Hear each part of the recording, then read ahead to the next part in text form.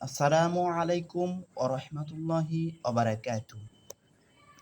আজকে আমি জাতির সামনে দু একটা প্রশ্ন করতে চাই আমাদের এই সোনার বাংলাদেশ নিয়ে। আমাদের এই সোনার বাংলাদেশের যে শিক্ষা ব্যবস্থা, এটা কেমন, এ বিষয়ে আপনাদের কাছে মতামত জানতে চাই এবং এবং দু একটা প্রশ্ন তুলে ধরতে চাই। এক নাম্বার প্রশ্ন হচ্ছে আমার, এই সোনার বাংলাদেশে আজকাল ছাত্রদেরকে যে জিনিসটা করানো হয়, অর্থাৎ যার মুখস্থবিদ্যা সবচেয়ে বেশি ভালো হবে সে পরীক্ষায় ভালো রেজাল্ট করবে, এটা হচ্ছে সোনার বাংলাদেশের কালচার নীতি। যেমন আজকে আমরা প্রায় ৮-১০ বছর আগে অথবা ক্লাস 5 থেকে 4, 5, 6 এভাবে 9, 10 অর্থাৎ মাস্টার্স পর্যন্ত যাই এবং অনেকগুলা প্যারাগ্রাফ, ডায়লগ এগুলো আসে, প্যারাগ্রাফ কম্পোজিশন আসে, এগুলো আমরা কি করি? আমরা মুখস্থ করি। এখন আমার প্রশ্ন হচ্ছে, এগুলা যে আমাদেরকে মুখস্থ করাচ্ছে, মুখস্থ করানোর ফলে এখন পর্যন্ত এ পর্যন্ত কতগুলো ডায়লগ, প্যারাগ্রাফ আমাদের ডাইরেক্ট মুখস্থ আছে? এটা হচ্ছে আমার জাতির কাছে প্রশ্ন।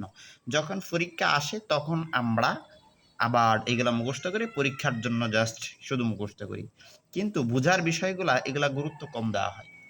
আর দ্বিতীয় বিষয় হচ্ছে, আমাদের সোনার বাংলাদেশে বহুত ছাত্র মাস্টার্স কমপ্লিট করা তারপরও তারা বেকার।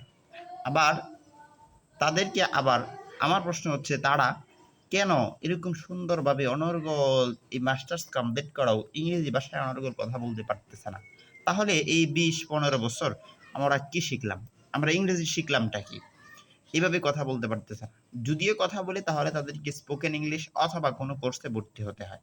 এটা হচ্ছে জাতির কাছে আমার প্রশ্ন। এই মুখস্থ বিদ্যাটাকে আগিয়ে, অর্থাৎ এটাকে বেশি গুরুত্ব দিয়ে আর টেকনিক্যাল পড়াটাকে পিছনে রাখতেছে, যার কারণে দেশের এবং দেশের সবারই অবনতি হচ্ছে, উন্নতি তো হচ্ছেই না। এখন আমার প্রশ্ন হচ্ছে, দ্বিতীয় প্রশ্ন যেটা, এটা হচ্ছে এখন পর্যন্ত অনেক মানুষ বিসিএস ক্যাডার হচ্ছে। বিসিএস ক্যাডার হওয়ার পরেও ১৫-২০ বছর পড়াশোনা করে বিসিএস ক্যাডার হইল।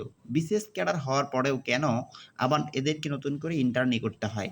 আবার নতুন করে কেন পড়াশোনা করতে হবে? তাহলে তারা এই ১৫-২০ বছর পর্যন্ত বিসিএস ক্যাডার হয়ে কি করলো? আবার কেন পড়তে হয়? এটা আমার জাতির কাছে প্রশ্ন।